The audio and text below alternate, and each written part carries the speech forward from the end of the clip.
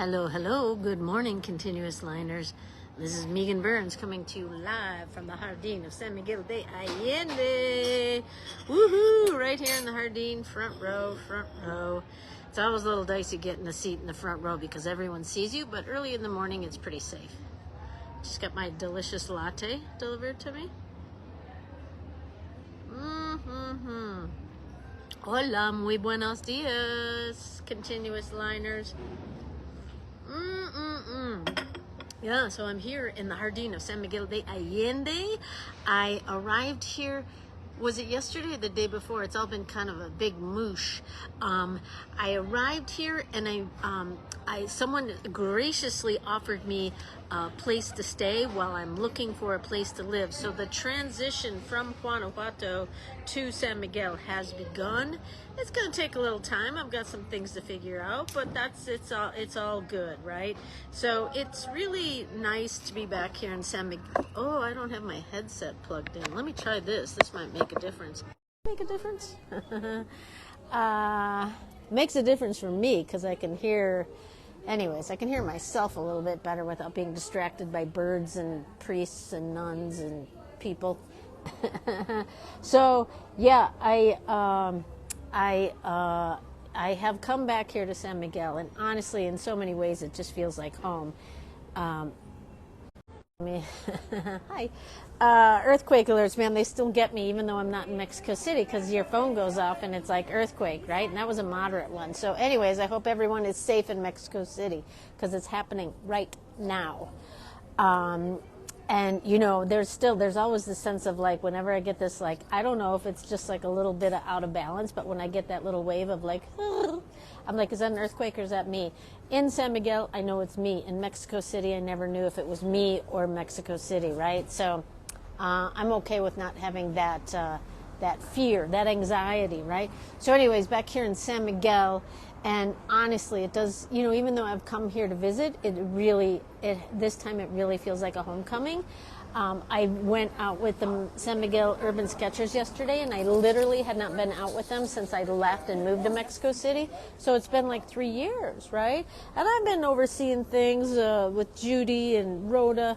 I haven't really been doing much, but I'm keeping an eye on things, and we have conversations when we need to. So, you know, I'm still a part of that group, but yesterday was the first time I actually went and sketched with everyone, and it was a huge turnout because of me.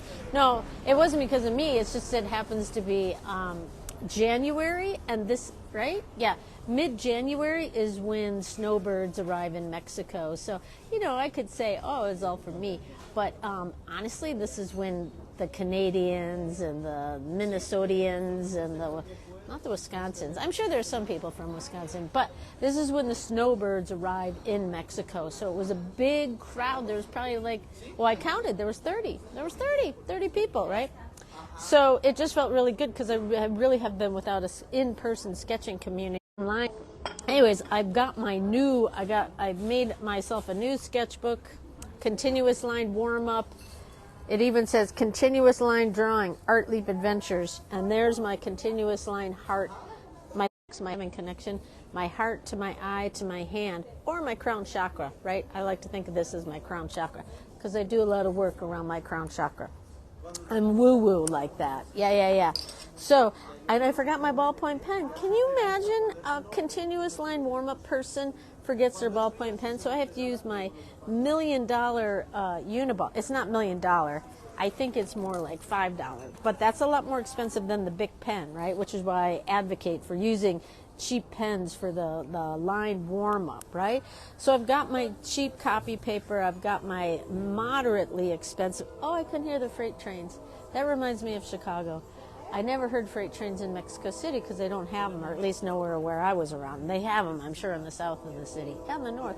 But here in San Miguel, you can hear the freight trains out there beyond I guess it's the Presa. Anyways, I always like hearing freight trains in the distance. What am I talking about? Oh yeah, I'm talking about doing continuous line warm-ups, and I'm talking about going home when you need to, right? I think it was partially my ego, partially my broken heart that, like, I had resistance about coming back to San Miguel. You know, I've had a long history here. I've had years and years, decades of living in San Miguel. And when I left for Mexico City, I was kind of like, yeah, that's it. I knew I was done with San Miguel in the sense that those were pandemic days, which were very bizarro, right? Very super bizarro.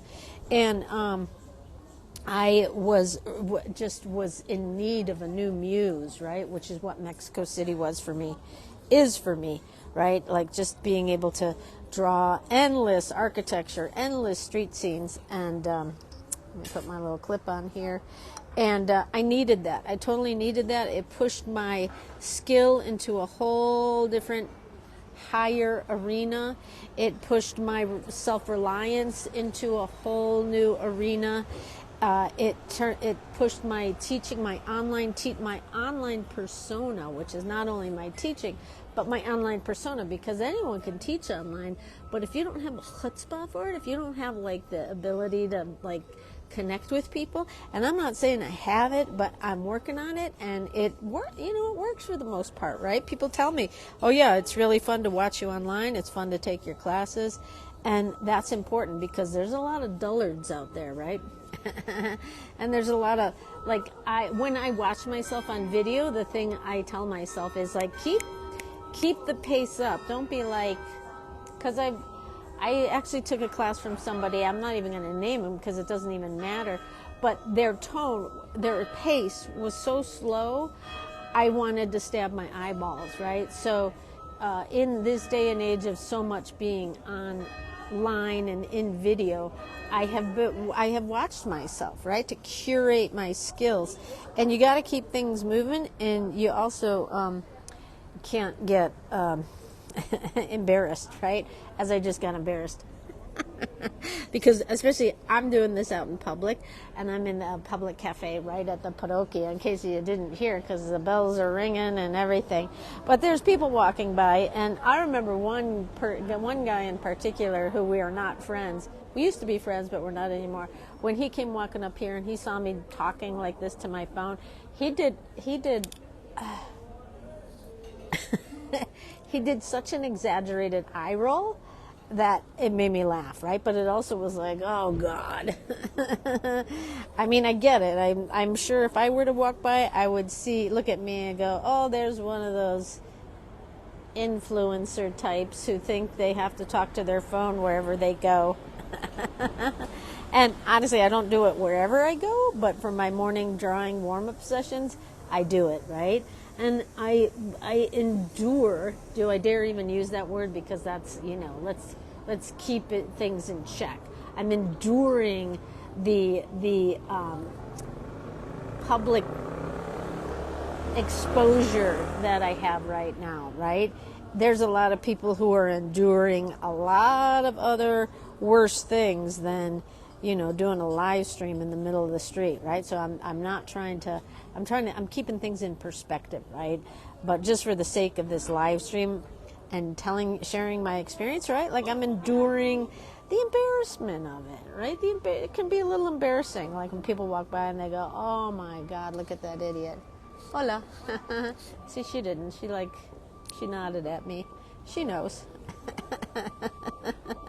So here I am enduring. And you know what? Honestly, I have to just say this because I have been teary-eyed ever since I got back here, because, I've come back here to visit in San Miguel, but for whatever reason, this feels like I'm much more present, and I'm much more present, right?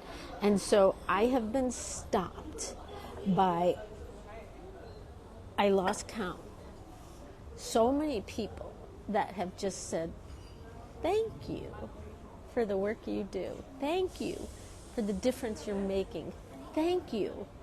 You've given me confidence. Thank you. I'm now drawing. Thank you. I can do this now. Thank you. I've been drawing. Honestly, I know it's not going to be a love fest every day, but it's a love fest right now. It's a love fest right now.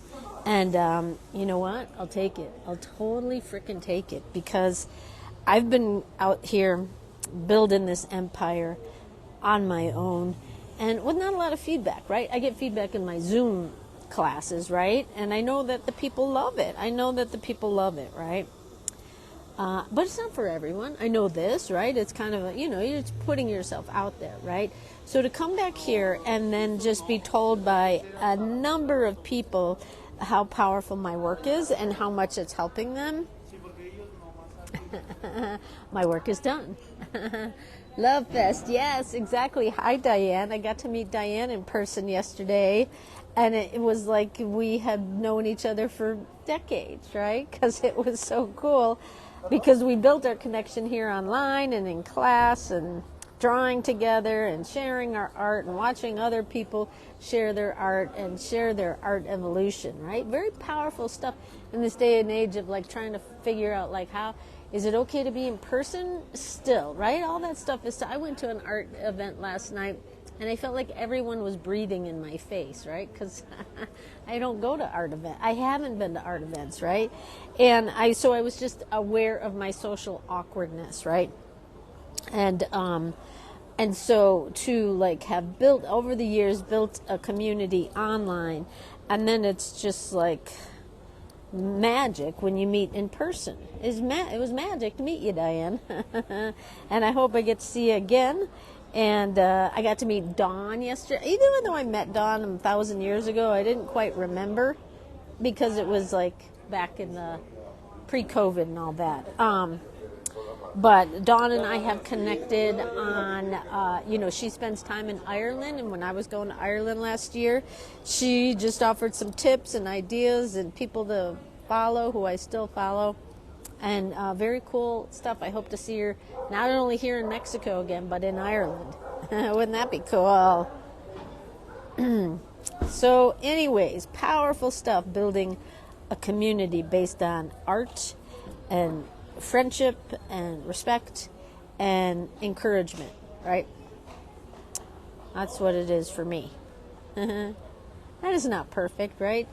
It's sometimes nice, I think, I can just hide online, right? Like I think this whole era has changed me, right? Like I don't really want to be out there at every social event. I like being in the cave. So it's just about finding a balance, and I'm super happy to be back in San Miguel where I have friends, I have people, I have, my work at the Cañada, at the ranch is here. We've been having meetings every day with the ranch, and, they said, we want you at the kitchen table because that's where the real conversations happen, at the kitchen table. And I'm like, I'm here for it. I needed to leave. I needed to go away. But I'm here for it, and I want the kitchen table conversations because that's the heart and soul. I think, I'm not to get political, but I think I've even heard Joe Biden refer to his kitchen table, right? Not many people refer to that anymore, and I'm not trying to say no political message there, but it's kind of a forgotten message, right?